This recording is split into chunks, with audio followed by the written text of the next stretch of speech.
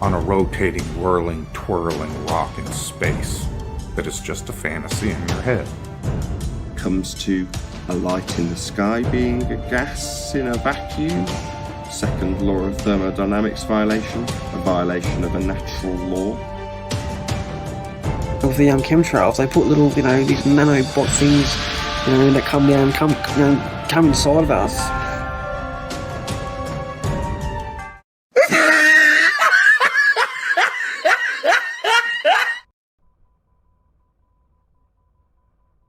And welcome.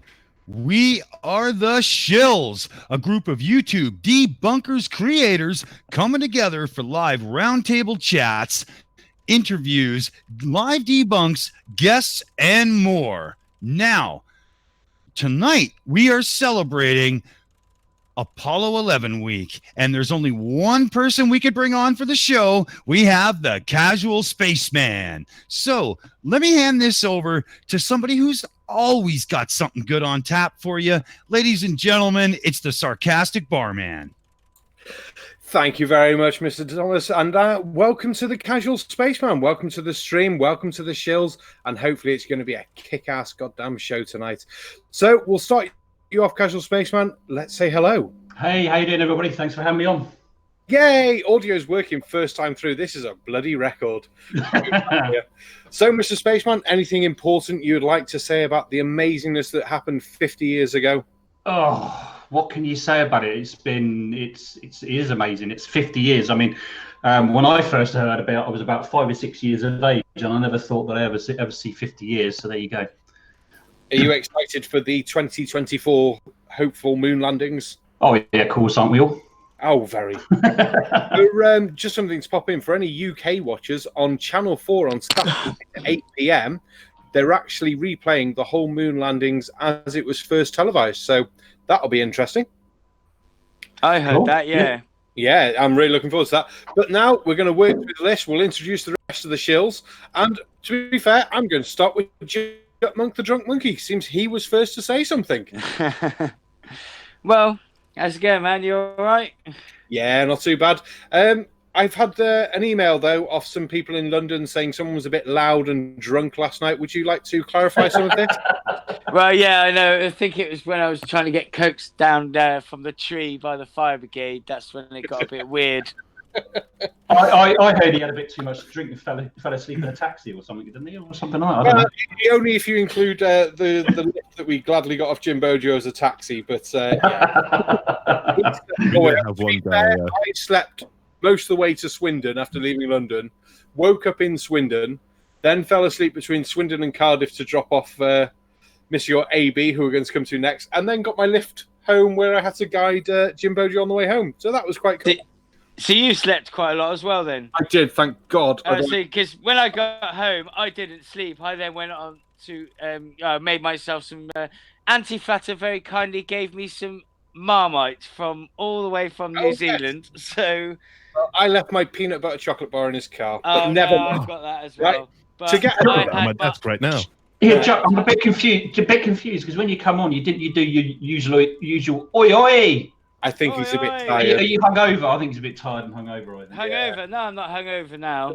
I'm all right. Right, let's move on to AB Science, though. We'll have a bit of a hello off him and a rundown of last night's events. Yes, so that was quite an interesting one. We had a good Samaritan just coming out of a pub at some point trying to return the monkey to us, which is quite interesting. When we were at the crosswalks. Yes. He literally walked up and said, "Is this person with you?" And we went, "Yes." It's all right. We were just a bit worried for him. Yeah, he was trying to climb things, and yeah. It was a good laugh last night. Fair play to it. I forgot to actually ask, Mr. AB, obviously you just had your video. Have you got anything new coming out that we need to pay attention to? There's a few ideas I've got in the pipeline, but at the moment I am currently in full write-up mode for some experiments and some publications. So the YouTube is taking a bit of a, the back seat at the moment, but there are a few ideas I'm working on and a few old ideas that I have developed over time, but never really got around to recording it. So I think I may start having a look at developing those a bit and releasing them. Very cool. Next on the list, we'll move to another big brain floating in a jar. We've got some Kevin Kennedy, Dead Kennedy in space. Say hello. Hello, everybody. Thank you very much for having me as usual. I am exhausted. I've barely slept. I've barely ate. I've been working too much, and I have so much energy, and I'm so ready to do this shit. Yeah.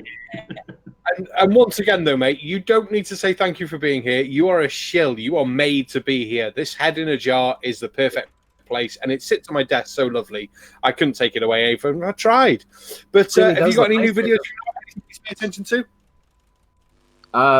I'm working on a couple things. My next video is going to compare flat earthers to parrots, but I mean, that's good. There's always something coming out for sure. Awesome. Apollo 11 debate. Apollo 11 debate. Yes. How? I was waiting for one of How you. did neither of us mention this? Myself and Casual Spaceman are going on Fight the Flat Earth channel to debate a couple of moon hoaxers on the 20th. So everyone should check it out. Time? It's going to be around about 11 BST UK time, in and around that time. So just look out for Fight the Flat Earth channel. There we go. Sorted. And now we'll move from the top headroom down to the cave and go to Mr. Logical Troglodyte. How you doing, Squire? Hey, Mr. Birdman, how you doing? Excited to be here. Awesome. And have you got anything awesome coming out this week? I always have something awesome come. Well, always have something awesome I'm working on. Doesn't always mean it's going to make it on time. Working on part 2 of my peek inside the conspiracy theorists brain pan. Working on the 500-ish subscribers special on the 28th, which is going to be a live event. Our panel is now set. We're going to have myself, Anthony Bailey, Dead Kennedy in space, anti-flatter. God, all of a sudden my brain's locking up. Blue Earth thing, and I'm seeing the avatar in my head, and all of a sudden the name escaped me. I am so sorry, Jen Morgan. To be fair, that sounds like an awesome panel of people, and sounds like it's going to be. So I'm really. That one I too. hope she doesn't take my club away from me for that. Well, don't forget, as you get more information, dates, times, all that jazz, don't forget, keep us all posted, because we love getting new information, new videos. Anything new to watch is perfect. And then we've done a full 180. I don't know. I get confused with numbers. Mr. Dick Dawson, are you there? You know what? I absolutely am. Oh, thank God. That 1 second of silence made me panic. Yeah, there was a little bit of a glitch there. I heard that too. But don't worry, we can overcome. We are better, and we will succeed. Well, let's be fair. Last thing we want to do is lose our dick. We've started on time. We've had no technical difficulties at the start. Everyone heard us. It's very worrying, so we know it's going to come. But any new channels, World Model Feud, yourself, what's coming out? What's going on? Well, I was about to bring out a new segment called Critical Thoughts with Dick Dawson, and it's a spoof on Deep Thoughts by Jack Handy from the old Saturday Night Live, right? And but I got stopped because I had to do a couple of audio things. I'm working with a couple of people and a couple of really cool things, and I can't say anything, right? Because, you know, it's their stuff. I'm just a contributor. But I have the critical thoughts, as well as another cool little segment that will be coming. And I would love to announce that Babes Troglodyte will be joining World Model Feud as our on-the-spot reporter going forward. Yeah. Yeah, hi, yay, Babes. So there's a lot coming on World Model Feud. Watch this space. Awesome. Well, looking forward to that. Cannot absolutely wait. It's going to be a very good time, I hope. Right. Because I'm absolutely useless and unfortunately got very, very drunk last night. What's that? Right. Have we got a little video to play now? Well, we actually do. Being that it's Apollo 11 week and we have the one and Spaceman on the show, and we're talking about Apollo 11 didn't land on the moon type absolute nonsense. So, Casual Spaceman, what do you think? Should we get into this ridiculous nonsense and have a go? let's get into this. Let's laugh at these idiots. Come on, let's Yeah, go. man. Awesome. Probably nothing I haven't seen before, I'm sure. But No, we've all seen this bollocks before. That's yeah, I what want, they do, is I want repeat lots the of Mickey same old taking. I want fucking bollocks. oh, that's exactly it, John McGill. I want lots of Mickey taking, lots of laughter in this one. So that's what. Excellent. So we've got a victim lined up. Let's knock him down.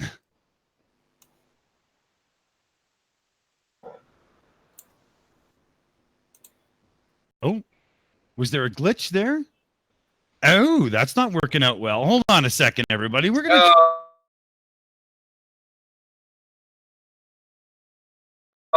try that again. Hold on. Have you got a minute. hammer? What the hell? Yeah, well, what the hell happened here? I think this flurf, just conspiratard kind of guy actually infiltrated my system and fucked it up. Oh, Yeah, did the dick go floppy? That's why you need a hammer, Yeah, so you can just take a hammer to the system and fucking make sure you hit the fucking brain cell that the flurf that's stuck inside that piece of shit machine. Video. Oh man. Okay, so we're gonna try this guy's punk ass again here. Let's give it a go. Go on then.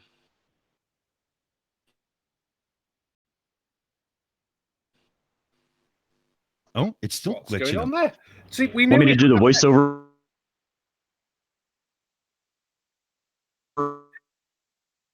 For him saying, Yes. Oh, no. We didn't land on the moon.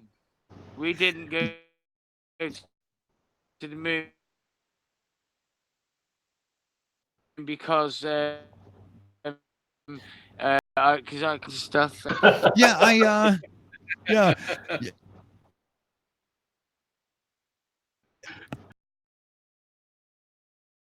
Carry this 1 second and I'll fix it in the background. See, yeah, our man did it. There had to be a fucking oops. Well, we knew it was going to happen. I'm just looking at the chat now, and everyone's saying no audio, CGI. I think the mammoth dung has sort of started to corrode the cables. Okay. Right, I can see it on the actual broadcast, but I can't actually see it on the hangout screen at all. Yeah. Well, you should be able to. I can. Are you just click in the screen? It's just just in case you were clicked on somebody's name and it was only showing that. So yeah, we're just working on the technical difficulties here. We are unsure what has happened. We'll all blame Canadian Thomas when he comes back from fixing it, because we know he will fix it. The video doesn't have audio. Oh, when he says the we, he means the proverbial we. Yes. Yeah. Oh my god. The royal we. Well, I can see a screen now. I can see. Okay, I can see something now. Right. I've seen 2 no audios now. I'm just hoping that's only for the video, and it's not no one can hear us at all. Oh, someone's tagged my name. What is it? I need to know. Sarcastic barman with different glasses. Don't be silly, Kurt Pimp. My mustache and beard is much better than his pathetic 1970s mustache, and I'm much fatter than that. Doesn't he look a bit like the guy of Bart Simpson with the glasses? What's his name? Ned Flanders. Ed Flanders, yeah. We're gonna get schooled about the moon by fucking Ned Flanders. Ned Flanders, yeah. Well, that's it. I'm going to call it Ned Flanders all the way through this now. We might be ready for a try here, so I'm going to hit play and see what happens. You do that. Still be it. There we go. Our Let's night see. just went crazy and timed out Mr. Sensible. I have no idea why. No, what? Yes. Good. So we've been timed out for 5 seconds. And the Nightbot warned him. No. Right. Okay. No audio for the video. We haven't played the video yet, though. Yeah, I'm actually bringing it back up again. There was there was an issue with the player, right? So yeah, everybody carry it for a sec. I'm gonna get this in the background. No worries. Wait. You don't blame the player. You blame the game. Well, I just bounced outside of the cave and I checked to make sure that none of my pets have been chewing on the cables. It's all clean on my end, guys. Well, in which case we'll move over to Jutman. Well, no, I was swinging on it earlier, right? But You didn't leave a bottle of whiskey on it as well, did you? Yeah, well, what it was is I was getting a little bit cold, so I poured some whiskey on it and then I set fire to it to warm up. Oh, fuck's sake. I told you can't burn the data cables. Oh. Yeah, I know, but Danny Pratt's brain's been burnt to a crisp, so what else do I use now? Well, maybe it's because Dick is using a smart screen and this guy's so stupid it's making the smart screen go crazy. That is possible. That is. Well, you know, it could be because we have to route them to the moon and back for Spaceman. We could always blame that. Yeah, haven't they got to go around the back of the moon as well, just to make sure that's real? They do. They have to go around the back of the moon to where they've got the secret mining bases for the helium-3. Oh shit! Yeah. No. Man, you just gave away Dead Kennedy's hiding space. I mean, come on, guys. Now they're going to be after him. Is that right I was next going to to say the it's the secret Nazi moon base. Isn't that right That's next right to next the to that electromagnetic? It's a hollow moon base for aliens, obviously. Yes. Right. Looks like we've got a video screen. Let's all calm down and see what happens. Fingers crossed. Okay, yeah, this might work. We're gonna give it another shot. See what happens here. You know. All right, ready? What the hell? You know, shoot for the moon, go for broke. That's what they did on the moon. Oh, it's still not wanting to play through. Well, I had audio for a second there, but Yeah, it's still just going psychotic. how odd. Try That Harry is Watson. Try wank. I hope that makes sense to somebody. I've actually decided though we should be actually. No, See, it's not I have good. no control over the player there. It was going, and I didn't even want it to. You know. Weird. Yeah, weird. Yeah, it's very strange. I don't know what's going on with that. So I'm just going to try a different way of bringing it up, and we'll see how that. Different player. What about trying a different player, perhaps? Yeah, that's what I'm going to do. You know? While he's playing with different players and Robert's telling us to fix it, yes, we know. I think we should actually blame Spaceman because this is obviously his bad luck from his stream the other night. I know. What?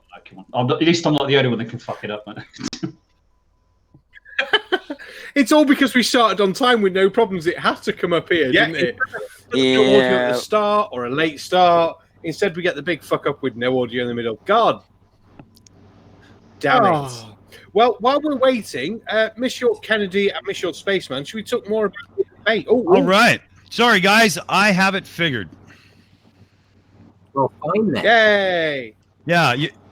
Yeah, you ready to take this guy and drag him across the pavement? Fucking oath. Yeah.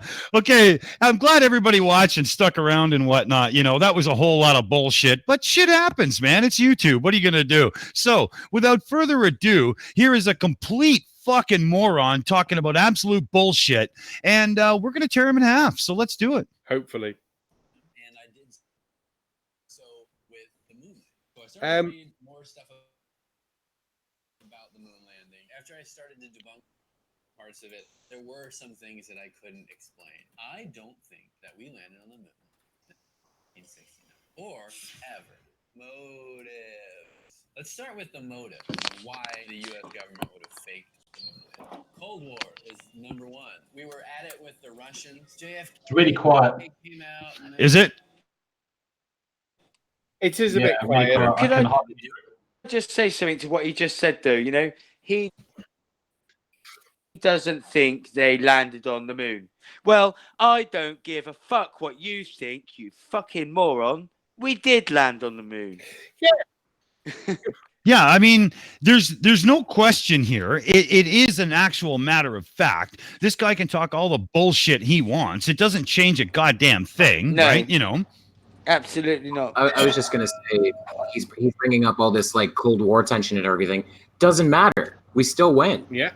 And the fact that Cold War was going on is probably more of a reason why we can prove we did go, because I'm sure one of those other countries would have fucking pointed out quite quickly, saying, well, they didn't. We tracked them. They went up, and then they landed over there in the middle of the Arizona desert. Well, fucking yeah, I mean... Well, actually, Barman, we know that the Russians tracked it.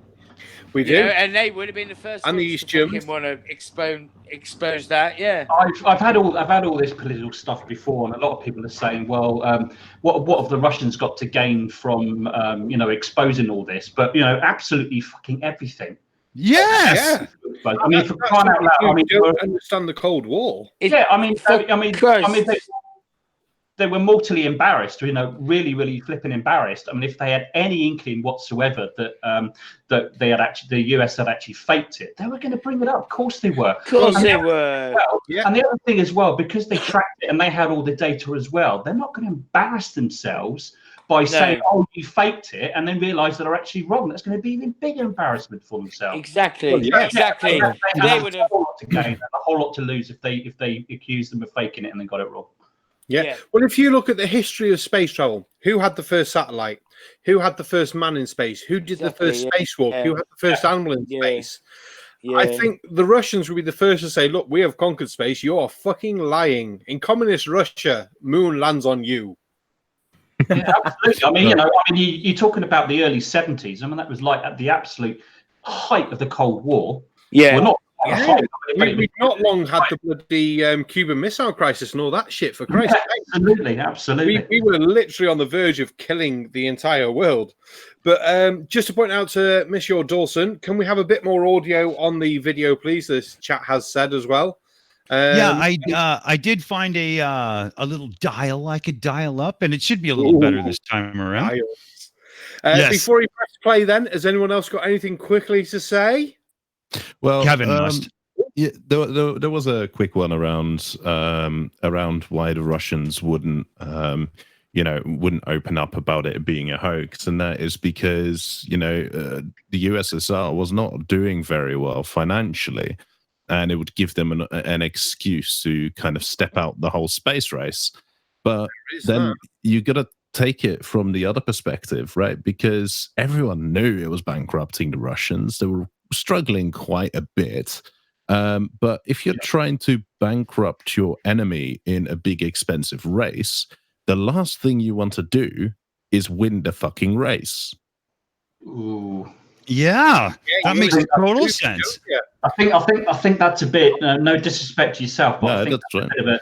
it's a bit of a slim argument. I wouldn't say weak argument, but slim, to be honest. Yeah. Let's look at the US budget. The budget was massive even in those days, absolutely huge for NASA. But the thing is, they've got a massive industrial might, and they could recover from that fairly quickly, and relatively quickly they did within reason. So I'm not sure about that argument, to be fair. No, that's fair. I'm speculating quite a bit. I'm not big on the whole moon landing. Oh, no, absolutely. Yeah, absolutely. I remember watching. It's still a good point. I love that. I love that because that's what the Shills is all about, man. Exchange of ideas and getting it on the table. That was awesome. Yeah, absolutely. Yeah, I remember watching a great documentary about the Saturn V rockets, and it was the way the fuel was burnt and injected into the actual motor was one of the original ways that the Russians thought of trying to do it, but they decided that wasn't like good enough to do it. And they went a more technical route to do it and just couldn't quite crack it. And were quite surprised to find out afterwards that the Americans went with what they considered a basic option. And it's weird that the Russian program was going along more technical lines, but as sort of has been said, didn't have the budget and the scientists for fulfill what they wanted. If you'd have probably given the Russians an extra billion whatevers, my mind's gone blank. They might have actually got there in a better way than the Americans did. I'm not sure that's entirely true, because the chief designer and the guy that was in charge of the Russians' lunar missions, he was accused. He wasn't very good at actually organising such a large amount of people to actually achieve it. He was a great technical designer. But even the big astronauts of the day, even though they accused him of being incompetent. So I think that probably had a lot to do with it. A lot of it also as well is because there was a few issues that they had with some of the launches. It put them behind a bit, and it was at the time when the Americans were actually starting to get ahead. And they really sort of started, but then the Politburo started really putting a lot of pressure on the whole program as well to actually come on, hurry up, come on, hurry up, and they really started to cut corners, and that's why you had some of the test launches went horribly wrong, and explosions and all kinds of things, and actually almost destroyed one of their main launch pads. So yeah, I think that had a lot to do as well. But I think it's a fair point, though. It's fair to point. If they had a lot more money, perhaps they might have done a little bit better. I don't know, but I don't think money was really the issue for the Russians. Fair enough. Right then, any other points, Kennedy? I just want to point out, Joseph Grant just said, after watching this live in 1969, I can't believe this crap is going on. Has anyone ever met a moon hoaxer who was alive when it happened? Actually, yes, I have quite a few. Really? Yeah, I have as well. Yeah. Oh, yes. Yeah. And they are classic conspiracy thinking individuals, that just don't believe anything that the government or any sort of government agency or semi-funded government agency has to say, just because the word government is in there. Yeah. Do you know what? I know one too, and he was alive when they happened, and he doesn't believe it. He was very young, but he doesn't believe it. It's just same as what Logical said. It's almost like it's not just that. There's lots of other things. He's not a flat earther, but I also know one of them. But it's fucked up, man. You're like, what? I mean, it all started actually with a guy called I think it's Bill Casing or something. I think it was. I think around about 1974, 75. That sounds right. I think someone did a video on it, and I can't remember who. I don't know around about then. And actually, it went on for quite a while. Probably maybe about 10 or 15 years or so, and then it kind of died for quite a while. But I think since the 2000s, it's kind of creeped back up a little bit. And I think that's particularly with the rise of flat Earth and all the rest of it as well. So it's kind of got its credence again. So, I mean, I think, I tell you one thing, with the 2024 moon landings, NASA better get their shit together, because if there's anything at all that flat Earthers and moon hoaxers are going to pick up on, they're going to be all over it. So we're going to be in for a really busy time then. It doesn't matter what they do you know what? Pick up on anything just because they don't understand it. The thing is, fuck that. Any fucking delay or anything that, NASA sort of maybe kind of slips up on or whatever, because it's things happen. Doesn't matter. Eventually, we're going back to the moon, and that's the end of it. Yeah. They can just fucking swallow it or fuck off. Yeah. Between that idiot in 1974 and then Hollywood putting out that really bad movie Capricorn 1 about faking them landing on Mars, that didn't help. But like you say, it did fizzle down. But with the advent of the internet giving stupid a platform, to disseminate more stupidity even quicker, this stuff has just ballooned out of all reason. But I have noticed a kind of an evolution of conspiracy theorists that, you can be a moon landing denier without being a globe denier, but you can't be a globe denier without being a moon landing denier as well. I mean, there's this evolution that goes along, Absolutely. But that's flat Earth, isn't it? It is the mother of all conspiracies. So if you are going to believe that, you are going to believe fucking anything. Yeah. Yeah. As I was saying to Jut and Sarcastic Barman the other night, is that not all moon hoaxers are flat earthers, but all flat earthers are moon hoaxers. And the reason why is because that's right. Flat earthers have to deny the moon landings, because if we can prove the moon landings, then they have to accept space. And if they accept space, then they've got to accept that the Earth is a globe. Exactly. And that them photographs were taken. Absolutely. Yeah, because you can't perpetuate one part of the hoax without the other in that order, as was said, right? So, if you're going to deny space, then you're going to be a flat earther for sure. Yeah. Right? There's a real. Would it be causality? You know what I mean? These guys are just off the wall crazy, and the deeper they go, when you start denying the moon because of shadows and stuff. I mean, the Nvidia Corporation recently just stepped up and did a real analysis, and the light bouncing off of the moon itself is enough to create some shadows, and as such you can have some crisscrosses, and they did it in a virtual environment 3D world with some heavy computation in the background showing the reality. Did you see this, AB? Yeah, I did, and you know that was them faking that footage, and there's some, you know, this is the most cutting edge kind of hardware available to actually fake the footage, and you could still see that it was CGI if you looked at it really carefully.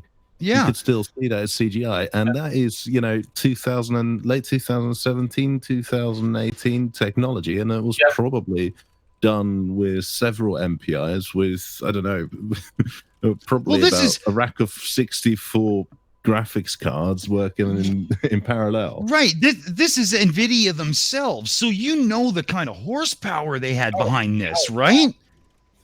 Be horrendous. This is CGI busting CGI, basically. Well, yeah, there you go, Spaceman. That was awesome, buddy.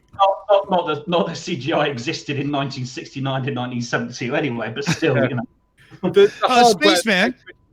Oh, go on. Sorry, Barman. You go ahead. No, you go, because mine was just a Spaceman. Did you see a video that was out recently, and a guy said this is how they fake the Earth photos from space, and he put his iPhone on the table, and he put like a motion sky with clouds background on it, and then he took a piece of black construction paper, cut a hole in it, and put it over the damn screen, and that's how they fake the moon pictures. And so I guess we have to admit that in 1969 we had iPhones.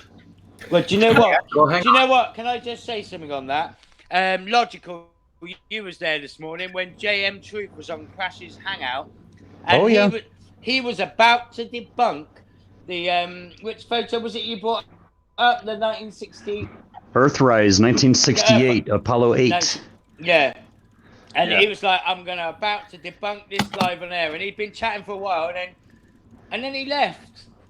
Yeah, and then all of a sudden he realized his feet were standing in the middle of the fire and said, "Oh, my wife says I got to go to bed." Anyway, can we let Ed Flanders talk about the moon landings then, can we? Crack on. Yeah. Let's let this absolute piece of work at least say another 30 seconds worth, because that should give us a half an hour of play. Let's do it. Let's do this. That's JFK.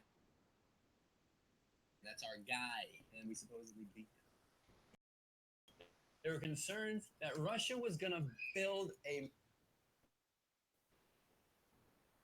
Yep, stopped. Yeah, sorry, hold on. I don't know what happened there. It's really quiet as well. Is it again? Really? Okay. Yeah. Oh, it's taking forever to pause. It's acting up again. God damn it. This is a right bummer. I'm just talking about moon hoax bullshit for half an hour. Yeah, at this point, there's like no matter what player I try to use to bring this through OBS, this video is just choking on its own shit every time I try. We haven't audio. Yes, did this earlier today, guys. So yeah, I don't know what's going on, but yeah. Could Mm-hmm. you try another video, perhaps? Would that make a difference, maybe? Okay. Sorry, Spaceman, you kind of roboted on me a little bit.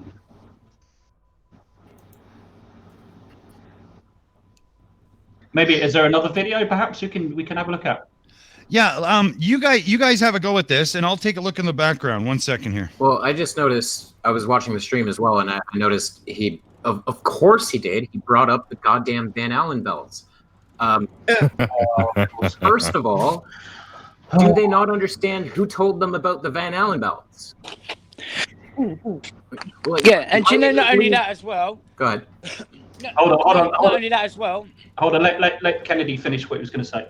I was just going to say, why do you want to believe NASA about the Van Allen belt's existence, but you're not going to believe them that they went to the moon? You're cherry picking what you want to believe from what you've been told. But what I was going to say is, what they don't realise is a smoker fucking gets exposed to more radiation than these fucking astronauts did when they passed through that twice to get there and back. Yeah, they have this idea that radiation works like a video game and you die instantly, and that's just not the case. I know, but smokers get exposed to thousands of times more radiation just from smoking cigarettes. They're fucking stupid idiots, don't realise that. Yeah. I mean, I don't know if anybody knows that. Perhaps everybody in the chat is that they actually knew about the Van Allen belts actually a long time before even the Gemini program. Those of you that don't know, the Gemini program was the first program to actually bring US astronauts into space. So they had a probe, so they actually knew about the Van Allen belts a long time before that. So many years before Apollo started. If I remember correctly, and you might be able to back me up on this, Spaceman, they discovered the Van Allen belts like a year before NASA was founded. Yeah, I think that's correct. Yeah, exactly. It was because Vaughan von Braun actually designed the rocket and or helped to design the rocket, and also the actual probe that actually did that. No, I think you're quite correct. Yeah, I think you're right. You're very correct. Yeah. Absolutely, but there's also a big thing around radiation or big scary words. But yeah, you actually have to. I was hoping to speak about this. Go on ahead. I mean, I can't remember exactly off the top of my head what particles are flying around. I think there's some electrons and some protons orbiting around, and actually, radiation and what it does to the human body is extremely complex, especially when you're dealing with charged particles. When you're dealing with electrons or hadrons. And actually the effect they have on the human body. So there are a lot of factors to consider, right? So what you're dealing with is relatively low energy protons, which the penetration depth of them in the human body is not very high, and the same with the electrons. So you may get a bit of skin damage, but as far as I can see, it's fine. Mm-hmm. Yeah. Doesn't it come down as well to not only the amount of exposure, but the level of time you're going to spend getting that exposure? How quickly you're going to travel through that area? And I know the walls on the Apollo modules and stuff like that weren't thick, but I have somewhere a guide of what it is. And there's a lot more layers than you think. I'm sure Spaceman's probably got the full breakdown. But do you know, I think it was... One Apollo astronaut died of leukemia, and two others of a different kind of cancer, and and that could very likely be linked. Possibly could be, yeah. But it could also be linked with the fact that it was the 60s, and people didn't really live that healthy lifestyles. Yeah. Sunscreen was not like. I was doing a little bit of research on this before, and I want to dispel a couple of myths about. How all the Apollo missions actually went through the Van Allen belt. A lot of people think that they actually kind of did this kind of like northern route. They kind of took the spacecraft and they flew around and went all the rest of it. No, but if you look at the data and the way that the orbit actually started off, it was in a slight inclination. I think it was at 72 degrees or 38 degrees off the equator. Okay, so if you think about sort of where the moon is. I can't really describe it when I haven't got a camera to sort of point at. So the inclination was kind of slightly raised. So as they actually did the translunar injection, or TLI, it went off at that inclination, okay, and then went through the thinner parts of the Van Allen belts, and then mid-course, and the data's all there you can actually pick up the documentation. There were several course corrections as they were on the way to the moon, and of course then went into an orbit of the moon and then landed. So and the same thing actually going back as well, same sort of principle as well. So that's basically how they do it. So they didn't sort of like change directions to go in this curve around the Van Allen belts. No, it didn't happen that way. And also as well, if you think about the speed they were doing, they were at one American said to me, they were hauling ass. They were going fast. Yeah, they weren't exactly doing 60 on the fucking freeway or anything like that, were they? No, if I they were- recall correctly, max speed after the TLI burn was 10,000 miles per hour. Oh, Yeah, might be about right. I couldn't say the figures off the top of my head, but yeah, I wouldn't be surprised if that's probably about correct. Yeah, I mean they do everything in meters per second. I'm not sure. I think they did it in feet per second at that time, but Right. yeah, Yeah, something like that. Yeah. And yeah, I from think it the was feet per second. and from the live Yeah, it's chat, quite good. Stuck in Florida makes a very good point. He says you can't go to space because of the Van Allen belt, but yet space doesn't exist. That's some flirty logic for you. Yeah.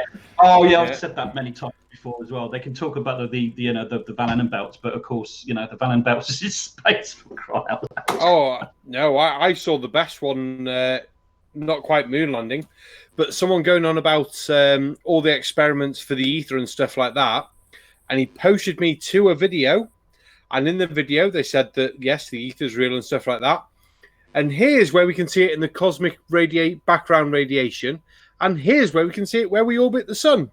So the bloke was trying to use someone who thinks yes, the ether exists, but the world is round, to prove that the world was fucking flat and there was an ether. Well, do you know, it's funny you should say that, because when I was doing the 200 proofs of Eric Dumbass Bay, he brought up, I can't remember off the top of my head, but some astronomer who had basically proved the through what you're saying, he'd proved evidence of an ether, and it proved the geocentric model, and I'm like, Right. but that disproves flat Earth anyway, you fucking moron, because geocentric model We're still still has a fucking globe. round. So if the Aether doesn't exist, they does that cherry mean pick bunnies their are CGI? Absolutely. Oh, Mr. Sensible. Van Allen belts are still more Mr. useful Sensible. than transit van belts.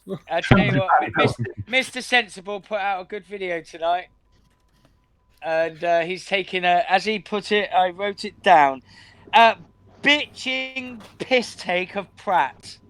Oh yeah, I plan to go see that right after Don't this show. advertise it now. Advertise it at the end of the show when everyone's leaving anyway, and they can go straight there. I'll do it again later. That's all right then. Considering I spent the night going, right, we'll start in AB Science's awesome video. That was awesome. Right, let's try and get everyone to go over to Casual Spaceman. Sorry, wrong way round. Casual Spaceman, then AB, then Rider of Dinosaurs, then me, and then I tried to drag them all here. I think I've done all right.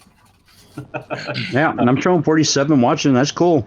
Wow, Yeah. fair play. We're doing well. Considering we're having technical difficulties and Dick Dawson's not spoken 10 minutes, which makes me very worried. We're doing well. I'm still fucking around in the background here with a couple of things. Hey, you know? Oh, Yeah, Apparently- that's all right. Apparently, watching herding cats is a favorite sport. yeah. It is. Yeah. That's odd. I Yes. would do it. So's spitting crickets. Spitting cricket. Okay. Yep. Can we get back to moon stuff now? Because this sounds a bit random. Yeah. I Mr. think Spaceman. Oh. we're gonna check something here. You guys continue. I'll be there in a second. Oh. Well, while you're continuing, the- while I've got you on the line, Monsieur Dick Dawson, do you have your phone to hand? Yeah. Okay. I have a video queued up that is some cool cats showing us moon landing sites. Ooh. Rock and roll. I am getting feedback off someone though. Yeah, I heard that too. I was wondering. We'll figure it out. Fair enough. Yeah. So hopefully we've got some video for people to see. Yeah. It looks like it might work. We'll check it out here. I think I got something pretty much queued up.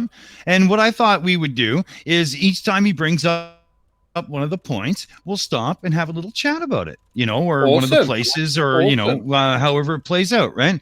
I am stalling right now, everybody, because I'm just presenting over to the group so they can actually see what I'm talking about, And Well, I'll be fair, I can see a screen. It's a good sign. I'm going to transition over to the debunk scene because that is what we must do. And let's see if this shit actually kicks in. So hold on, everybody. Maybe we're rocking and rolling. Fingers crossed.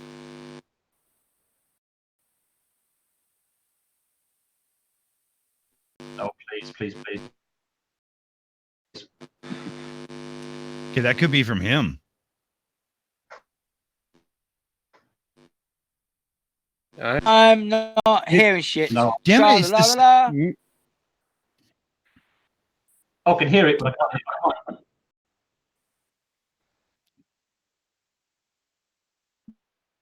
Yeah, but it took, the lag was just unbelievable. Hold on a second. Yeah. In here. It's good enough.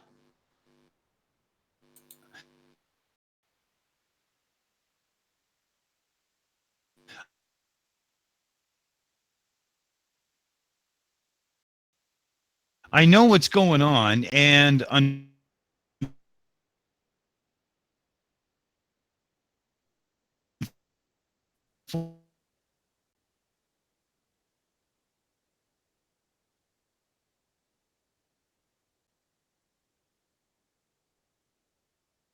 unfortunately, it's going to kill the sound for like 4 seconds when I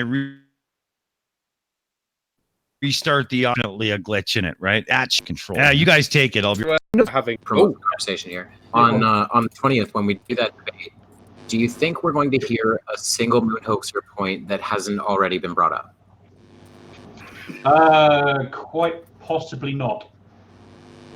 See, that's my biggest issue with it, is there hasn't been a new moon hoax argument for years. No. Well, I mean, there's been a few sort of like really weak ones, but basically pretty much the same stuff. I mean, you know, if you look through YouTube, I mean, it is the same stuff. It's things like the waving flags and, you know, all that kind of stuff.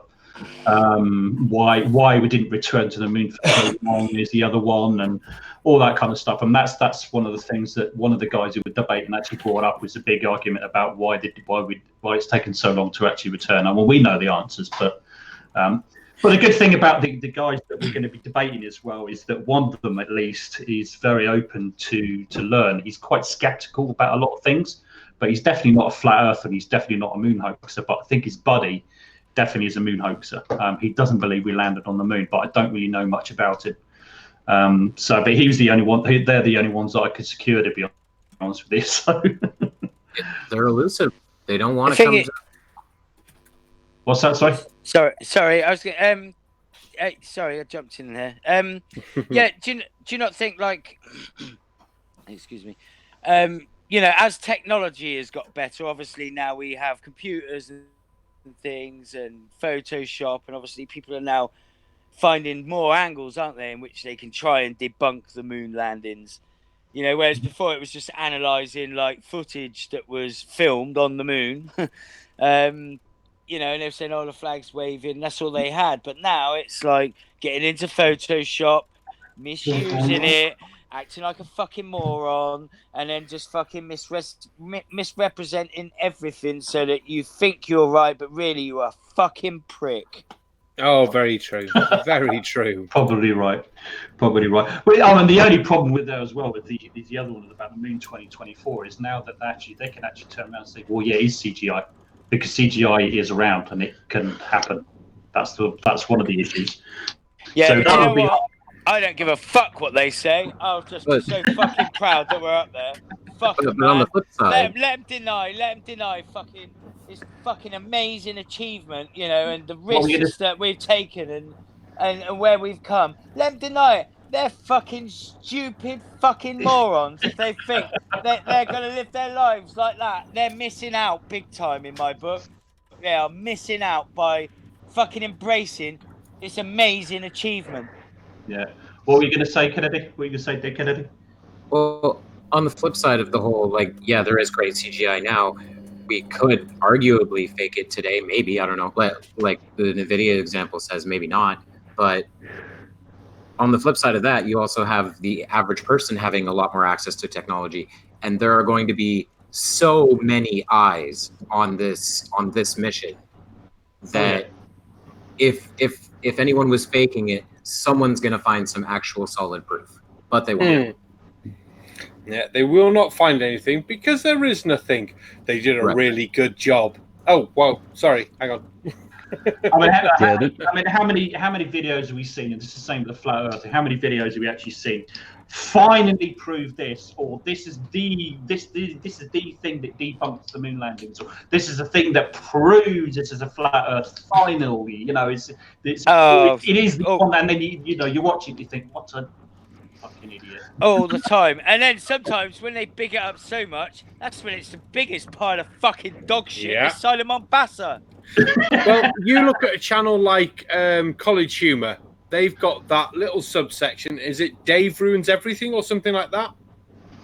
When they can do a video basically contradicting everything that everyone said about the moon landings and saying why it's fucking wrong, should make people think that if a comedy channel can do it with proof, explain it well, maybe we're fucking up on us trying to say the moon landings were fucking false. But no, they'll just say that they're lying and they're paid to say this shit.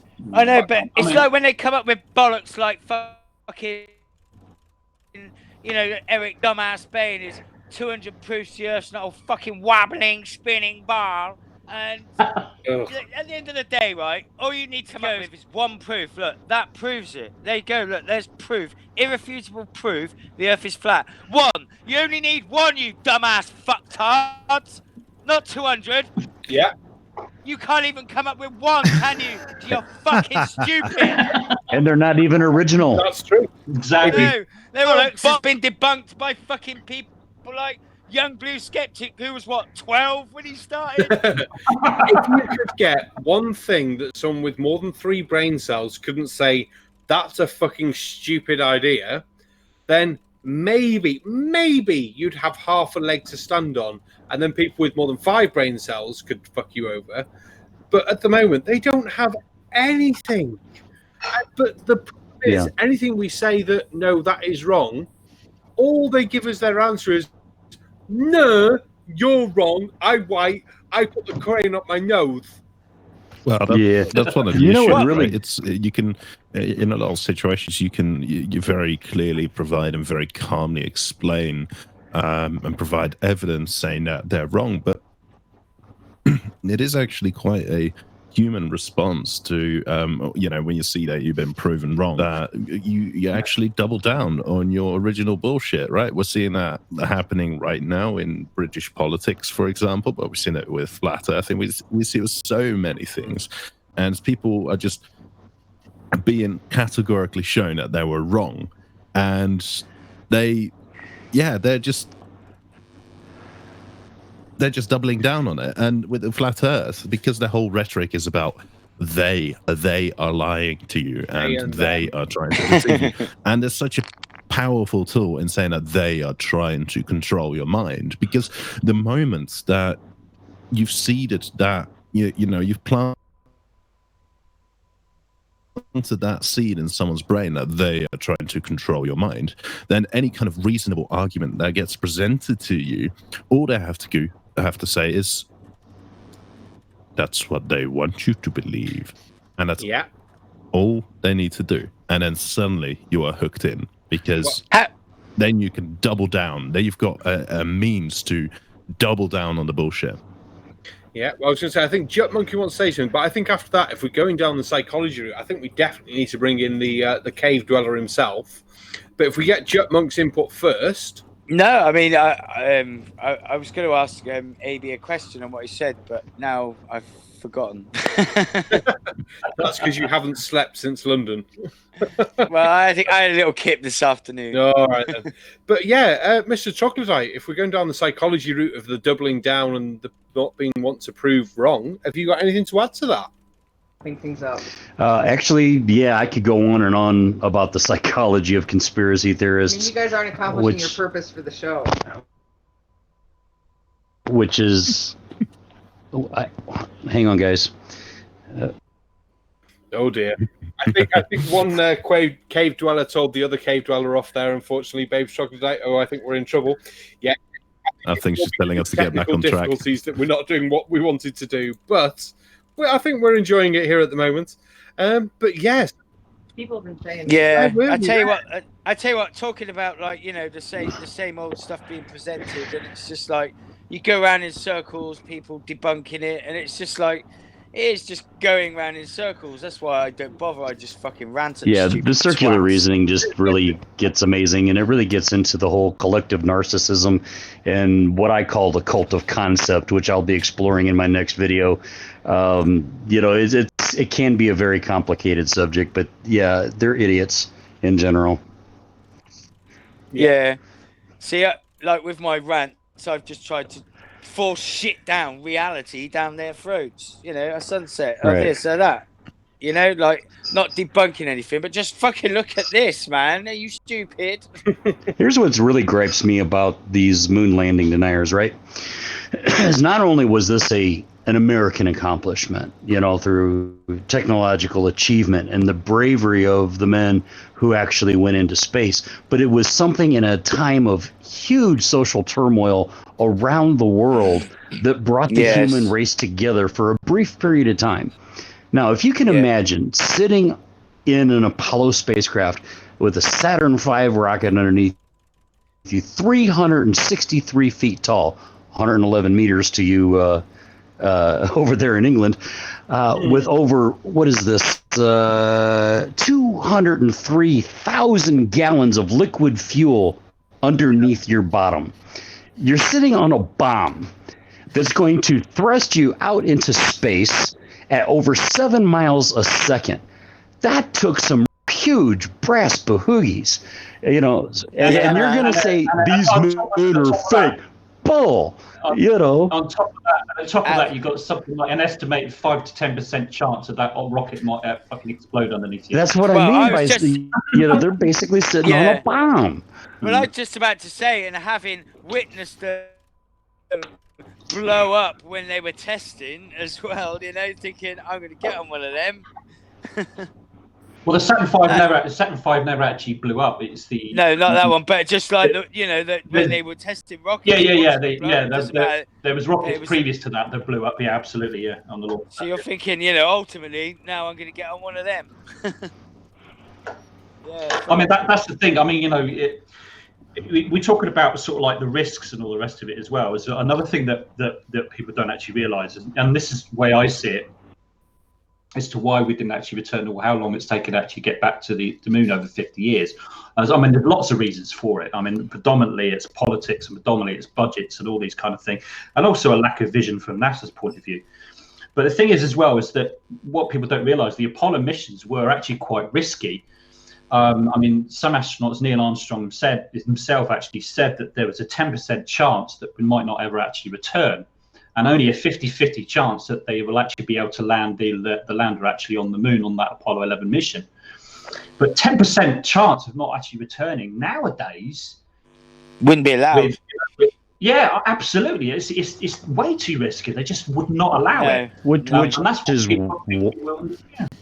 is why we've been doing so much work in low Earth orbit to work all this stuff out. If it hadn't been for the political climate in the 60s and early 70s, we would not have gone to the moon for another 20 or 30 years, As if it had happened yet. Do you know what? Can I just say what does surprise me is how many people you meet who deny the moon landings. I mean, I cut hair and I chat to people and they're like, well, I'm skeptical of whether it really happened, and I don't fucking go into it. They're cutting their hair. In my opinion, don't matter. But the amount of people that you speak to, and it's like, you really? I have a gentleman who comes in my pub. He's one of my regulars, and by no imagination is he a stupid person, but he just can't seem to believe that they landed on the moon, and he does think that they faked it. Yeah, well, I think a lot of it, on a psychological point of view, for a lot of these deniers, is that you're talking about conspiracy theorists, right? So in general, they tend to have less than productive lives. Your average conspiracy theorist is not a successful businessman. They're not a politician generally, right? They're not usually highly educated people, so they're those kind of, the ones that feel like losers, right? So they can't imagine, or they don't want to imagine that someone had the drive and the energy and the smarts to make this happen, because that makes them feel like even more of a loser. So if I'm one of those people and I'm saying that didn't exist, I'm trying to emotionally protect myself from feeling like a loser. Or even that they just can't believe, because of where they're at with themselves, they just can't believe that it's possible. Right. If you think about the time, has everybody heard of the Watergate scandal? Oh yes. That was, yes, of course. I'm sure many of you have, right? Okay, 1972, 73 sort of era. Okay. When was I saying earlier on when the moon hoaxes actually started? 74-ish. 75. Okay, look at the timing. Watergate. I mean, there was lots of scandals before that, but Watergate was probably the biggest political scandal there was, not just in American politics, but pretty much across the Western world. It was huge. It was a massive thing, and it was in the world media news and all the rest of it. And I think really over that time, this is purely my theories, but over that time as well, I think people began to sort of develop a really big distrust of governments. I mean, I've said it. Absolutely. I've said it before, and I will say it again. Governments lie to us all the time, and as one filmmaker said, S.J. Collins actually said, if they're not lying to you, then they haven't had their coffee yet. Yeah, and Demonic Davros just asked us a question from the chat, right? He says, what did the U.S. have to gain by faking the moon landings, or that no one picks on the Russian space program? Great question. Actually, they didn't have a whole lot to gain by trying to fake it, and they had everything to lose by faking it and potentially getting caught, because the whole world was watching us, and scientists from around the world were watching us and tracking us on radar and radios. Ham radio operators were tracking things, so if we had tried to fake it, we would have lost so much political face and clout worldwide that I don't think America would have recovered from that, right? And the reason they don't pick on the Russian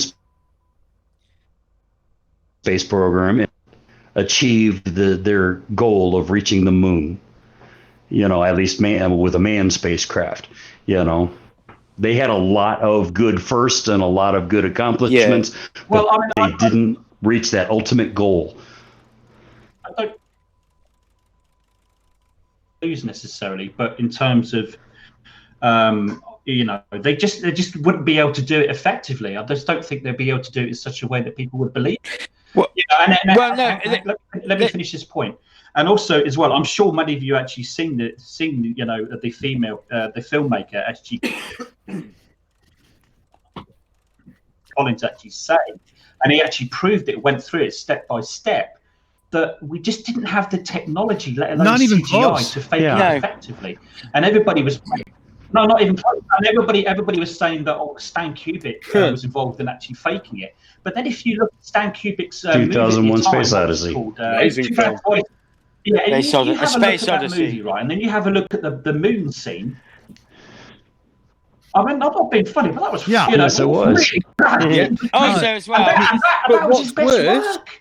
Yeah. And you know what? Spaceman, it comes out like this. I saw it in a live chat once, but Stanley Kubrick is such a perfectionist that if he did film the moon landing, he did it on location. Oh yeah. Yeah, but Right? you know what? It's funny. Spaceman brought that up because I did a video on Stanley Kubrick faking the spoon landings, the moon landings, and he's not the drunk monkey for nothing, folks.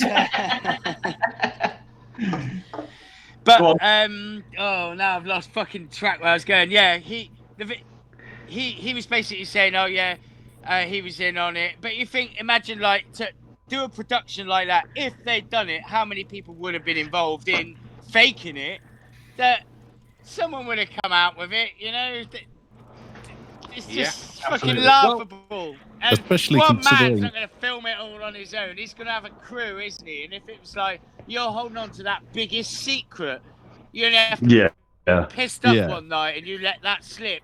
And that's also the other thing, right? Considering, like, you know, there's lots of accounts of people working with Stanley Kubrick, and I don't think any of his staff would really, you know, try to protect his dignity or anything, because everyone fucking hated him.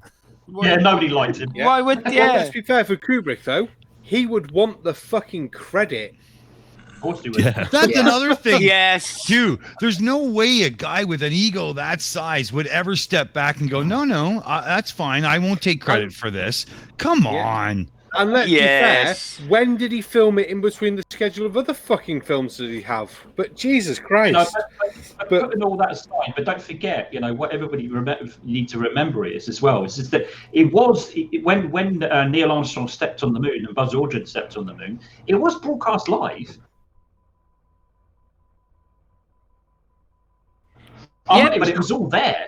I mean, even with shitty pictures, you still couldn't fake that. I watched it live on television. I was a small child at the time, but I watched it live. You know. I know literally dozens and dozens and dozens of people that are sat in front of the TV in the UK in the early hours of the morning, 3 or 4 o'clock in the morning, including my parents. Yes, same. So you say my parents are lying? Fuck off. Well, that's the thing. I mean, same. I know people that watched it. Same, but yeah, it's the quality of the pictures that went through as well. Yeah. That's a very interesting point, and Dick Dawson, you know, he'll attest to this, like, because. So I do a lot of industrial music, and I try I try to build lots of lo-fi sounds and everything. And I can tell you what, it's quite easy to make a record or a production look really polished. It is really hard to make a record look, or just the production come across lo-fi. It is really hard to fake poor quality. Yeah. Especially in the way they did it by filming a signal that was already on a screen. To fake that effect is gonna be some serious headache, man. Come on. And we have to remember too that the video camera that Apollo 11 was using was a first generation miniaturized video. You know, the space program drove that miniaturization. They drove computerization, you know, so they had to take this big bulky camera that the news people would use and shrink it down to the size of a toaster, you know. Yeah. And that was the first time they were doing it. And Spaceman, would you agree that they also were concerned with the environment, so they encased it a little bit more tough, and as such, weight was a serious concern in this situation? Yeah, absolutely. I mean, weight was a big concern with absolutely everything. I mean, like everything that they used at all, including the experimentation, even down to the flag that we used, was carefully weighed, and it had to stay within a certain weight. Absolutely everything on that spacecraft, including themselves, including the space suits. Absolutely, of course. Another thing as well to remember is that particular camera could only actually work at 10 frames per second. Okay, right. That's one, but that's not the end of it. Right, so when they transmitted for a system they actually call is USB. We're not talking about the modern day USB. I think it was Universal S-band, I think they called it. It was an S-band, yes. Yeah, that's right. So they had to and it was 3 things that had been transmitted on that. It was the data, the television images, and the audio, I believe, and the radio or something along those lines. So there was 3 things transmitted. So then it had to go down to the receivers on Earth, wherever they might be. I think there were several around the Earth. I can't remember where they were. Okay, so that's in one particular format. Then the transmitters then had to broadcast that to mission control in another format, and then it had to be changed down to the format to be transmitted on television. And the encoders that they used at the time were really, really brand new, and they're very clunky and really didn't work all that well. And that's why we actually got very, very, very poor pictures. That's the reason for it. And AB's absolutely right. To actually fake the poor quality would also be really, really difficult as well. You know? But look how quickly that technology evolved from Apollo 11 through 17. By the time you got to Apollo 13 and 14, that had improved dramatically. Yeah. Well, are you saying that Mr. Sensible put in the chat, Apollo 11, 400,000 people plus $25 billion. Fuck my life. 400,000 people. That is an immense effort. let's break this down. So if they're going to make a hoax of the moon landings to save money, the first thing they have to do is to build a rocket capable of going to the moon. So that's one of the biggest expenses taken out to start with anyway.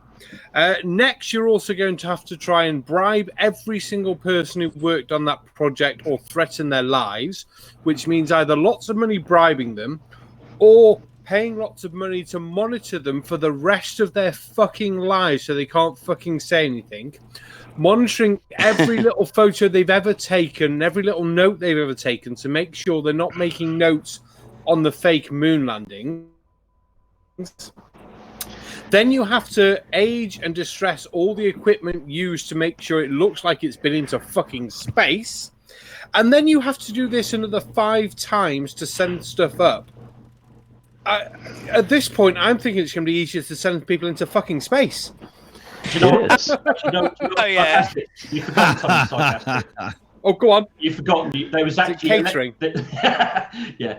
No, you've actually forgotten the number of people that were gathered around near Kennedy Space Center when actually saw Saturn V lift off, and I've met one.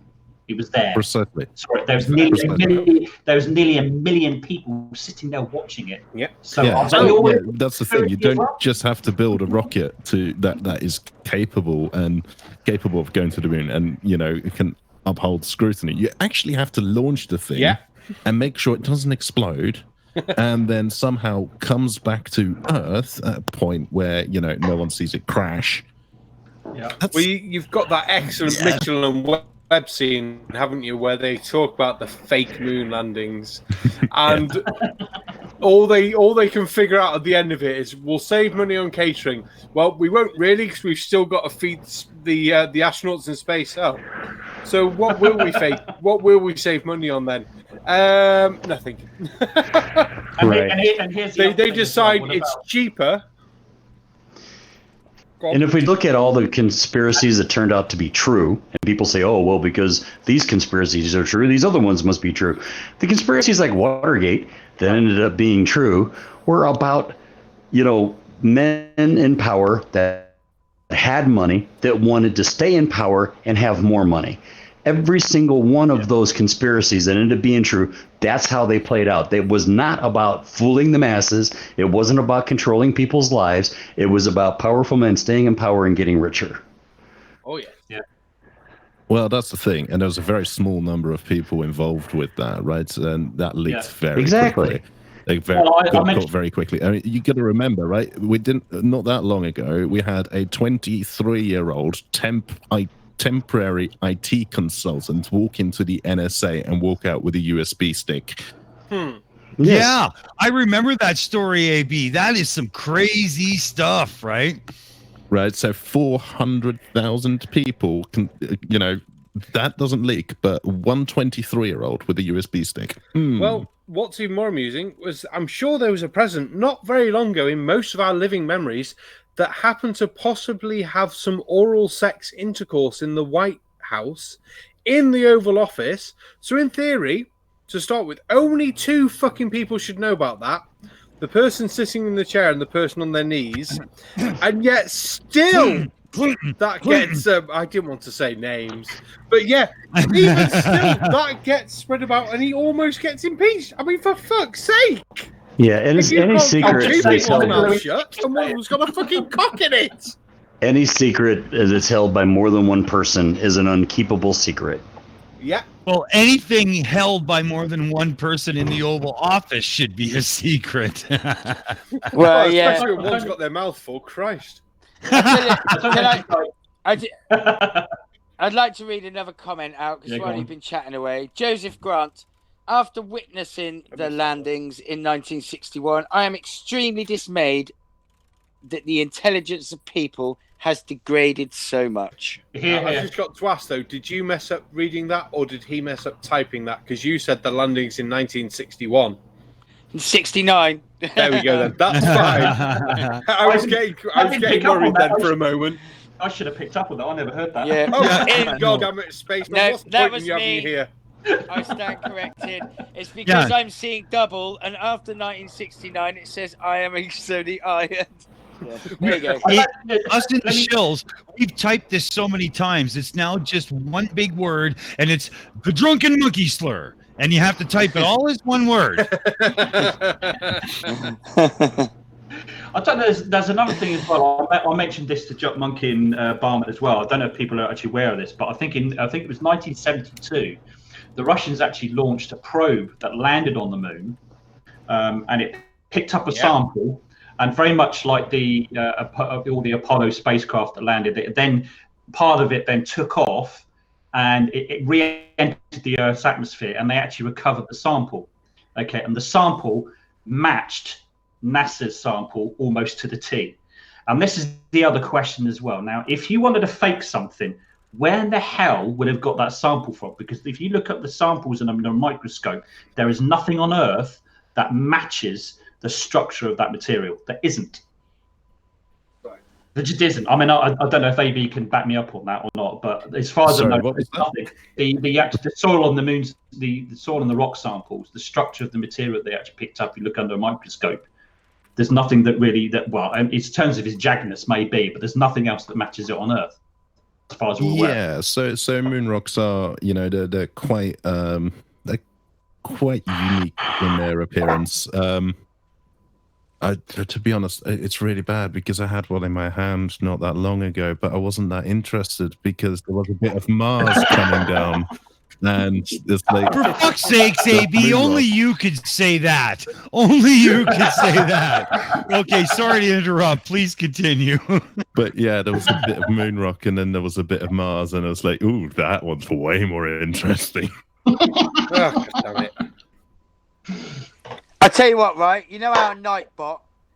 Our Nightbot seems to be sucking at the Our moment. Nightbot is a fucking globe-denying moron, I swear.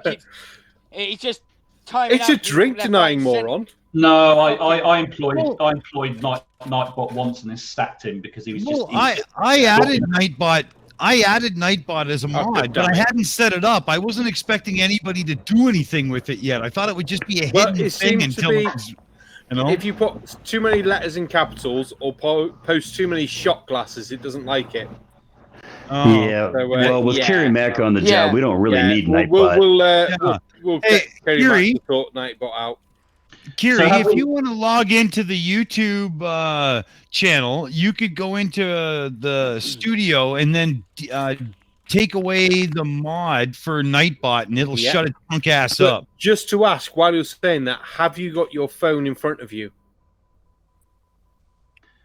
Because Kiri's not logged into that channel before. You don't need to actually. If you go into the normal way when you add and remove moderators, Nightbot will. Yeah, but we'll need to log into the Shills channel, and Kiri's not logged in as the Shills before on YouTube. but so she's not approved. It's all in the Discord. She knows where to find it, right? Yeah, but I'm saying she's not approved, so you need to have your phone so you can approve it. Oh, I see what you're saying. Yes. Okay, I'm on the ball. I'm on the ball. Yeah. But well, better than me by the I've got sounds of it. to That's for fucking sure. Okay, yeah, I got that shit covered. So when it happens, it happens. Means we're good. So have we got any video at all at the moment? Well, I think we were going to if we can find something. Spaceman, it actually turns out that I think I could bring up this video that shows some of the we actually can show you some moon landing stuff. So and I think there was 5 points that bring up. So what I thought I would do is let 1 point play, we'll pause, we'll discuss it, and so on and so forth, right? How do you think? Yeah, that works. That'll do well if it works. Okay, yeah, well, it's looking good because I did it in studio mode on the background and all was well. So let's see how this actually plays out. Before we do, can I just read a comment from Mr. Sensible? Because it's very fitting. At its peak, the Apollo program employed 400,000 people that we know, but also required the support from over 20,000 industrial firms and universities. Yeah, absolutely. Well, you think if they only had a few people in each one, that's still a fuckload more people. Yeah. Well, I have just found the topic of my next video. Right, because there is something quite cool. And I just found a paper that discusses this, but there is an equation which describes the probability of failure of a conspiracy theory. Okay. And this is called the Grimes equation, and it's a paper. It's an open access paper on PLOS One, and it's called "On the Viability of Conspiratorial Beliefs." It's quite interesting, but it goes through the maths there, and actually describes the probability of failure and how it scales with the with the number of people involved in the conspiracy.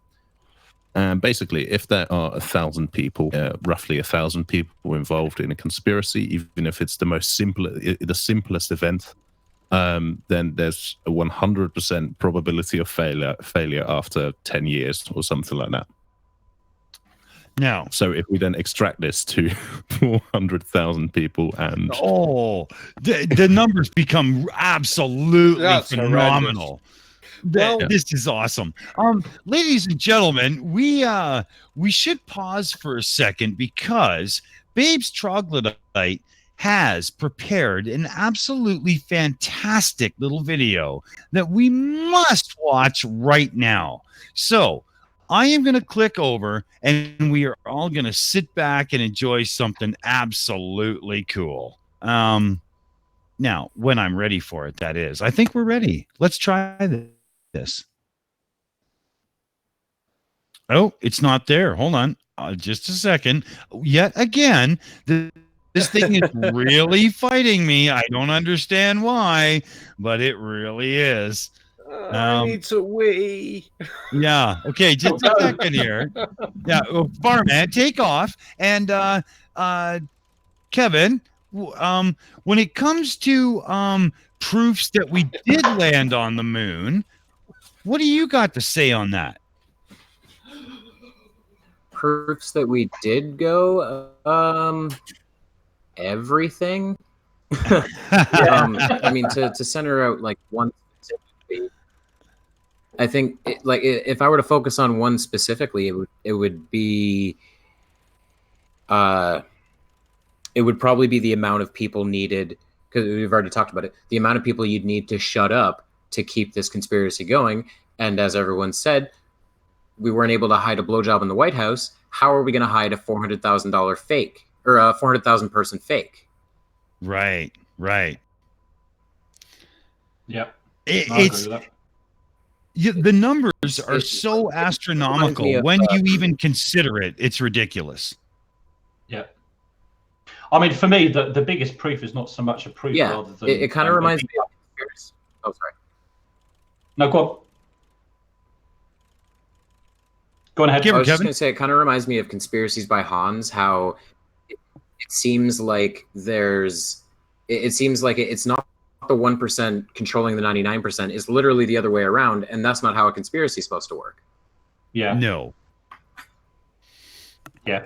Now, the way I've got this set up to play Babes' special presentation for tonight, I'm not 100% sure that we on the panel are going to hear every word of it because it's really flaking out. But I do know that we are going to broadcast it properly. Okay. That's okay. It's for the audience anyway. Yeah, exactly. So I'm going to transition over right now. Welcome to the Shills Halftime Report. I'm Babes Troglodyte. I am departing from my regular idiot report format to focus on a few things much grander this week. The Shills are honoring the 50th anniversary of the U.S. moon landing on July 20th, 1969. And that was indeed probably the most noteworthy of the events that transpired that year. There were a few other positive things, however, that made 1969 a remarkable year indeed. This is my own personal top 5 awesome events of 1969. My own list, well, with the exception of one contribution, shall we say groovy contribution, chronological. I feel this list is important because many social historians often tag 1969 as a disaster, with the gruesome turmoil in Southeast Asia and seemingly endless social unrest stateside, amongst other things. So let's go look at number 5. Starting with number 5, appropriately, The Fifth Dimension releases their blockbuster Grammy-winning album, The Age of Aquarius. The time was good, perfect. innit? There was magic in the air. Where and is after everybody? all, it was the 60s, a time filled with flower children and gurus, headbands, long hair, and incense. The Dimensions' vocal brilliance delivered what was known as the California Sound, and the hit, The Age of Aquarius, was featured in the groundbreaking anti-establishment Broadway musical, Hair. This music is still all over boomer radio stations today, and the music left an indelible impression on both the music charts and the consciousness of a generation of baby boomers. The music holds up today, still stirring, still glorious. Moving to number 4, you'll recognize this is Logical's pick for this list. Hot pants. Yes, just when miniskirts couldn't get any shorter, the ultimate groovy and hip shortest of shorts debuted to the delight of men everywhere. Many were shocked, but this fashion-forward look spoke to the liberation and equal rights of women, as well as that ubiquitous 60s mantra of free love. Well, Logical loves them anyway. Another musical milestone in 1969 was the release of Abbey Road by the Beatles. The tracks still sound fresh and intriguing 50 years later. It's impossible for me to pick one favorite track, from Here Comes the Sun to Polythene Pam and Golden Slumbers. It's all golden on Abbey Road. Abbey Road is highly sentimental amongst Beatle fans because it was the last album recorded by the group. It was actually released before Let It Be, however, as the Let It Be sessions were rife with production problems and negative infighting. The Abbey Road sessions were much breezier, and the McCartney line in the song The End, which goes, "And in the end, the love you take is equal to the love you make. What a send-off to the 60s. It slays me every time." And in the number 2 spot, 1969 wouldn't have been 1969 without the immense and amazing 3-day music and peace event known as Woodstock, mounted in early August in upstate New York. Besides the amazing lineup of artists, Woodstock is very important because it has become a cultural touchstone. 500,000 young people lived and rocked in peace for 3 days without any visible form of security. Artists included Jimi Hendrix, The Grateful Dead, Ravi Shankar, Crosby, Stills, Nash & Young, Jefferson Airplane, The Band, Janis Joplin. Flower girls, hippies, and even families participated in the event, which was, again, remarkable for its utter lack of violence or disturbance. Everybody wants to remember the 60s that way. And Woodstock gave us another mini Summer of Love. And for my number 1 pick, the 1969 moon landing. A triumph of technology and a harbinger of the human spirit, the U.S. moon landing captivated the world, with live television images being broadcast back to Earth to the utter amazement and delight of millions, if not billions, across the globe. NASA dealt with multiple failures and outright disasters during the near 10-year race to the moon set in motion by President John F. Kennedy. Despite these disappointments, the American space program marched on, culminating on July 20th, 1969, when for the first time through the millennia, man landed on and subsequently walked on the moon.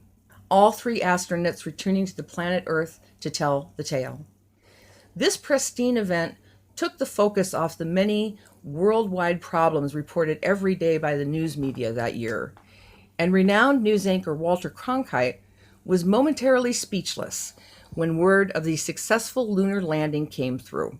Emanating a sense of positive hope, the U.S. moon landing encapsulated the dreams of millions, delivering a fairy tale true story that definitely made this the number 1 positive event of 1969. Well, thanks for checking in, everybody. I hope you enjoyed my top 5 positive events of 1969 list.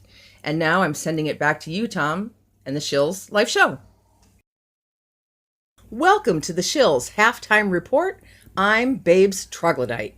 I am departing from my regular idiot report format to focus on a few things much grander this week. The Shills are honoring the 50th anniversary of the U.S. moon landing on July 20th, 1969. And that was indeed probably the most noteworthy of the events that transpired that year. There were a few other positive things, however, that made 1969 a remarkable year indeed.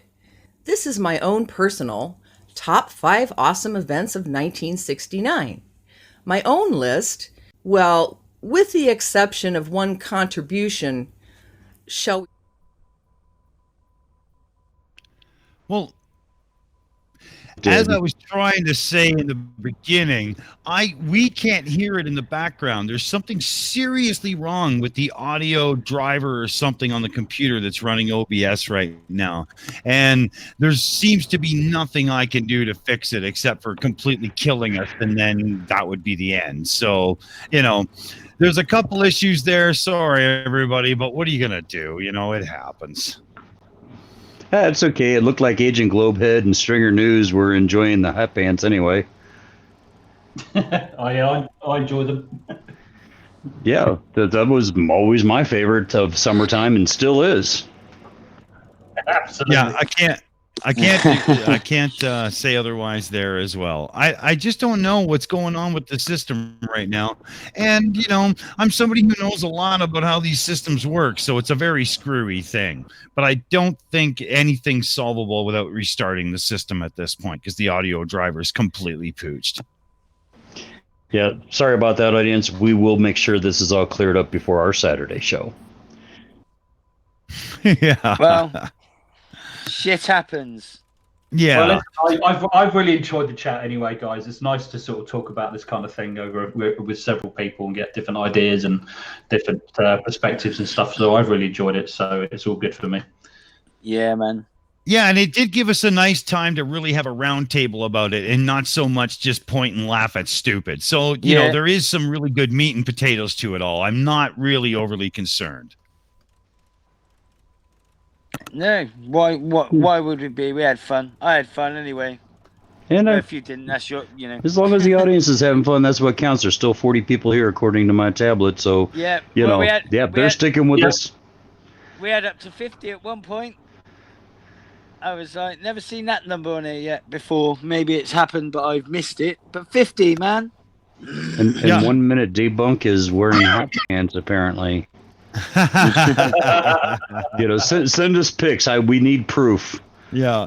Well, they probably only. I don't want to see that. I don't want to see that. No, they probably only stayed on for a minute though, so all things considered, not too bad.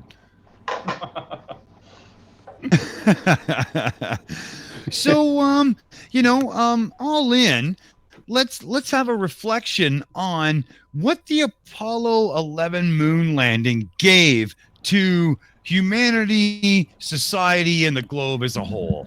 Who wants to start?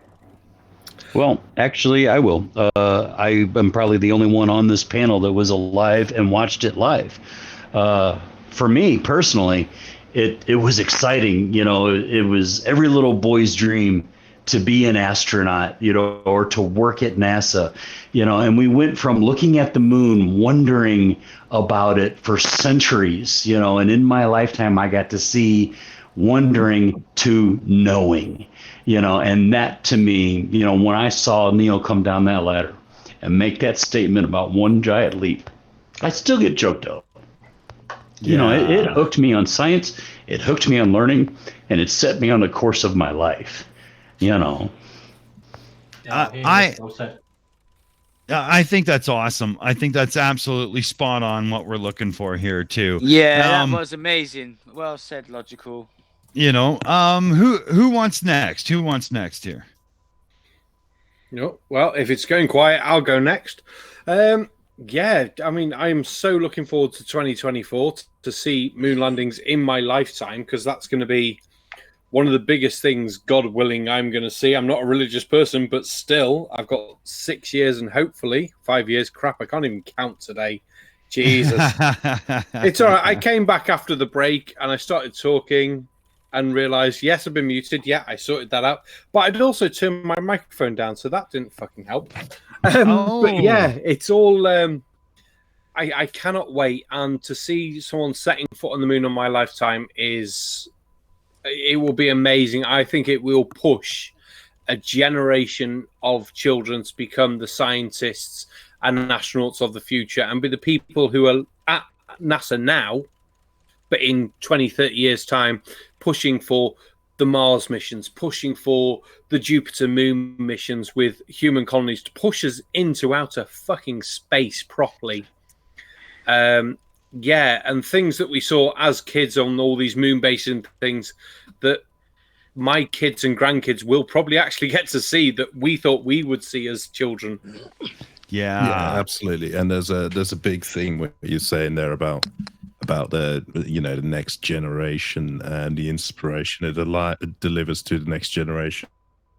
I mean, with all the SpaceX stuff that has been going on recently, we're already seeing that there's this massive uptake again, and we are starting to see the next generation of scientists really getting interest again. So it's during the recruitment time at the university over the past few months, I'm already getting potential students who are looking at the university to do a physics degree, and I'm kind of explaining, this is what I do and everything, and this is what the course looks like, and they're just going, no, get out of my way, I want to talk to the European Space Agency people, and it's really excited, and it's like, so you want to talk to the ESA people? All right, okay, so what do you want to do? I want to be a fucking astronaut. It's that kind of passion that we're seeing come back, and it's just fantastic. It's exciting as hell. I love it. Kevin, where do you stand on all this at the moment? Yeah, I mean, ditto to what everyone said. I'm incredibly excited to be a part of the generation that gets to see us go back.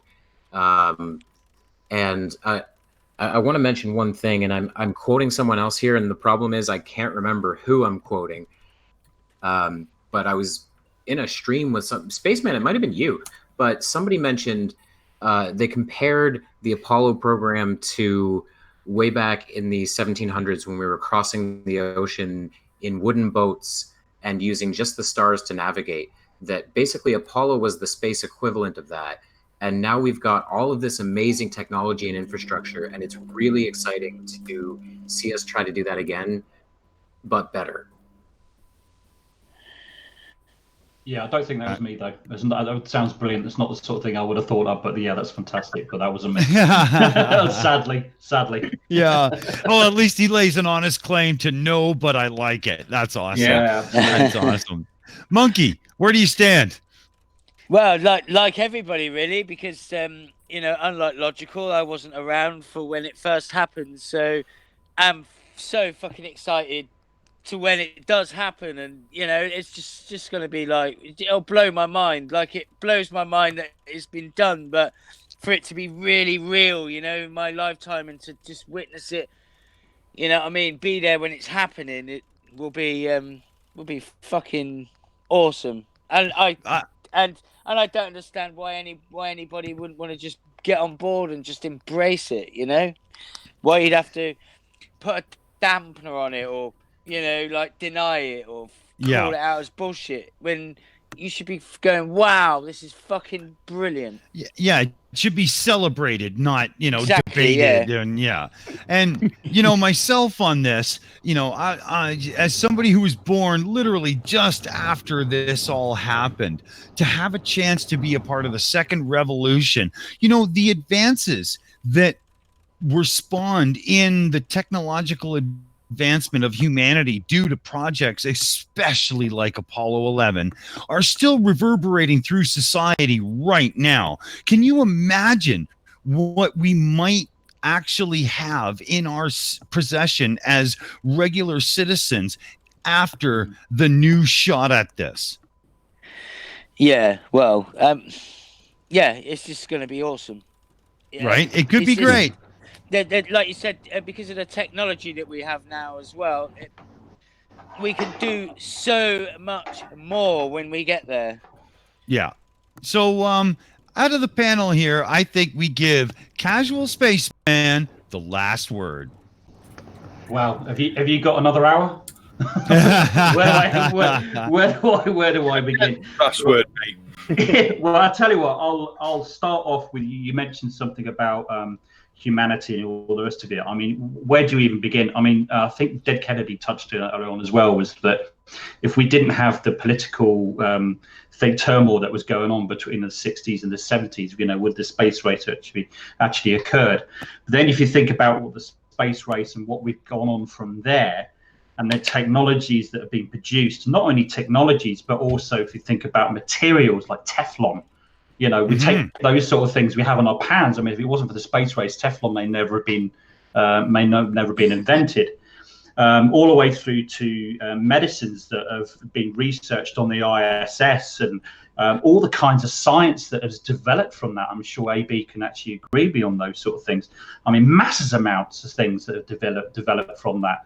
So if you think about all the experiments that we're doing on the ISS and all the rest of it, and now we're talking about going back to the moon and then going on to Mars, so oh man, I mean, you could talk about this for days. What's actually come from this, in terms of sort of humanity. From a personal point of view, I first heard about it when I was about 5 or 6 years of age. At my mum and dad's house, I mean, when I was that age, they had this huge chest of drawers. I always thought it was massive. You being a kid at that size, you always think those sort of things are great big things. Anyway, this great. Yeah, one thing Flurfs don't recognize: scale matters. Anyway, yeah, absolutely. Perspective. In the bottom of this big drawer, they had a photo album, and I remember it as clear as today, like it was yesterday, honestly. And I remember opening this photo album. The back of this photo album was the newspaper clippings. I think it was from something like the Daily Mail or something like that, and it was still there back in those days. And it was all about Apollo 11, of course. And all I was doing was looking at the pictures, and I was fascinated as to what they were. So I asked my dad about it, and he explained it all. And pretty much from that point onwards, I was fascinated with it. So for a number of years, I was following what was going on, with the space stations that were starting to form and all the rest of it as well. And then went on to, the ISS, and of course it was Skylab before that and all that kind of stuff. So, but all during that time as well, they were talking about Mars. There was a lot of talk about going to Mars, because that was the next step. That was the big thing. But then, this is where the lack of foresight and the politics comes in, the budget comes in, things weren't really happening. And I kind of got bored of it a little bit. It was still a bit of an interest, but it's only really sort of recent, sort of maybe 2 or 3 years, particularly with the commercial space program, that AB was touching on this just a little while ago, that it's really sort of given a kind of interest in space exploration a really big kick up the arse. It really has. And I'm getting really much more excited about it, and stuff like that. So, for me, the big dream for me, and I don't know whether this is still going to happen. I'm slightly skeptical, but the big dream for me is Mars. That for me, fantastic. We go back to the moon. We can build a moon base, and I hope that happens. I'm pretty sure that will happen in my lifetime. But whether we land on Mars by the time I die, I'm not really sure. I don't know, but I would love that to see that happen. I think it depends on how well the first moon base kind of structure as a launch pad goes. But funding, hope, as long as it keeps channeling in, we're going to get there. That's funding is a key point there as well, because what we've seen in recent developments is it's just a business case for science.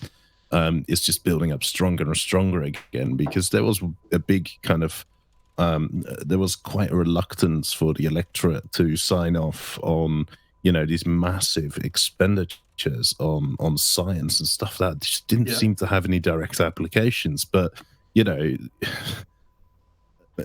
the past year, we've clearly demonstrated that science is value for money, right? The Apollo program, it provided a 1,400% return on investment to the taxpayer and to industry, and what the achievements at CERN, right? The economic benefits cannot be calculated. They are so big. Absolutely. So that business case is now very clear. Yeah, absolutely. Yeah, there's no arguing that in any way. Absolutely, that's awesome. Yeah. Even though I was born in 1970, so I didn't actually see the Saturn V taken off to take Apollo over in 1969. But but even watching it now, it still triggers a little bit of emotion in me, because I suppose, going back to when I was a kid, and that kind of excitement, and it kind of triggers those little bits of excitement, as an excited little schoolboy, and hearing names like Neil Armstrong and Buzz Aldrin and Michael Collins, to me, I know Neil Armstrong would hate the adoration because he didn't like it. But no. But whether he likes it or not, to me, he's been my hero, and he has been since I was about 5-6 years of age. So Right, and Spaceman, you and me both being born in '70, when we were like 2-3 years old, we were seeing footage of the astronauts cruising around in their Corvettes on the runways and whatnot. Right? Yeah, you remember absolutely. that? Yeah. Those guys were over the top, killer, crazy, absolute hero types, man. It was awesome. Yeah, and then of course the shuttle era and all the rest of it then came along in the 80s. Absolutely. Yeah, steady stream of greatness. It was really, really good stuff. And I can't wait to see where it goes. We're coming up on 2 hours, and we weren't supposed to do that, and we didn't even cover the video. I wonder if we shouldn't just, final thoughts here and wrap it up. I think so, because I'm fucking knackered. Yeah. For those of us who didn't grow up seeing pictures of the blue marble and Earthrise and all those other things, that came later for us. I think what really brought the human race together in 1969 was when the astronauts turned around and showed us ourselves and how tenuous our hold on life is, and how important the planet and each other, as individuals and as nations and communities were to each other, and our own survival as a species. That had a huge psychological and impact on us. Yeah. And let's not forget that in 1969, if you were going to CGI fake this stuff, you would need a computer the size of the United States. Yeah. And contrary to what the flirts think, they think that, if the Earth is round and space is so vast, I'm so insignificant, which is true to a certain extent. What the astronauts showed us is that we may be insignificant, but we are immensely pricelessly precious. I agree, and and it is amazing just to be a part of something so vast that we are almost insignificant, but to us as humanity, we're not, and only we have our consciousness that we can explore this stuff. Wow, that was deep. Yeah, it was. Bloody hell. the drunk monkeys crawled out his tree and dropped some bombs of knowledge, truth, psychologically, whatever it is. No, I'd just like to say, actually, Logical, I really enjoyed the emotion behind what you actually said. That I really appreciate that, buddy. Thank you. Well, I've actually got a comment about your speech, Mr. Spaceman. It's from 1 Minute Debunk. I'm going to slightly edit it for rudeness reasons, but Casual's giving a heartfelt monologue about human advancement, and it's great work. There's a little bit in that, but then that's a bit rude. So yeah. I don't mind. No, he kind of had to do with the side chat. Yeah, we've already got a monkey. We don't need another. It's not happening. So I think on this, ladies and gentlemen, we've pretty much wrapped up the evening. So, I'd like to have the biggest thank you from everybody to the Casual Spaceman for joining us on this excellent episode. Thank you very much. Thank you very much, Spaceman. Awesome, glad you were here. Not at all. Thank you for having me. I really appreciate it. Thank you very much. Thank you. Don't pat him so hard as spacesuit tears. Yeah, no. Be careful. That would be bad. We don't know what decade that's from at the moment, Spaceman, I'd like to say right now we have to have you back on real soon. So let's plan it up, right? Yeah, I'd love to. Oh, excellent. Okay. And to everybody watching, thanks so much. We had an absolute blast. I know there were some glitches in there. I still don't really know what the hell happened, but that's just kind of how this shit goes. So we're just going to play it by ear. yeah, you know, everything worked out in the end, and fuck all that in a bucket of chicken, right? What are you going to do? So, you know, thanks to everybody for watching. And what do you say, everybody? Let's say bye. Oh, can I say one quick thing? Yep.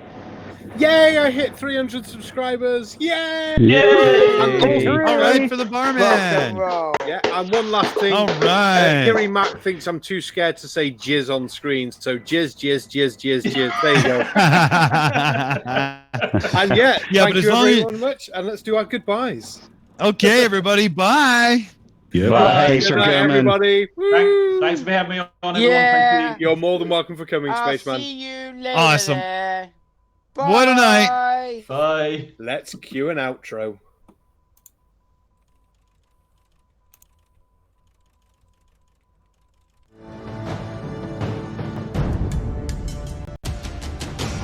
On a rotating, whirling, twirling rock in space that is just a fantasy in your head. Comes to a light in the sky being a gas in a vacuum. Second law of thermodynamics violation, a violation of a natural law. Of the chemtrails, they put little, you know, these nanobot things, you know, that come down, come inside of us.